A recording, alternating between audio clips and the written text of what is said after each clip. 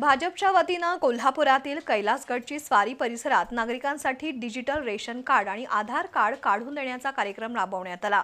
तयार झालेल्या रेशन आणि आधार कार्डचं वितरण एका समारंभाद्वारे करण्यात आलं। कोल्हापुरातील कैलासगडची स्वारी या प्रभाग क्रमांक 45 मधील नागरिकांसाठी डिजिटल रेशन कार्ड तसंच आधार कार्ड बनवून देण्याचा उपक्रम राबवण्यात आला।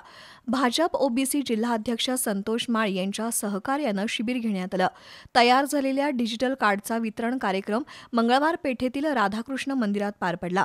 भाजप प्रदेश सचिव महेश जाधव यांच्या उपस्थितीत भाजप जिल्हाध्यक्षपदी फेरनिवड झाल्याबद्दल विजय जाधव, लक्ष्मीपुरी मंडल अध्यक्ष विशाल शिराळकर यांचा संतोष माळी यांच्या हस्ते सत्कार करण्यात आला।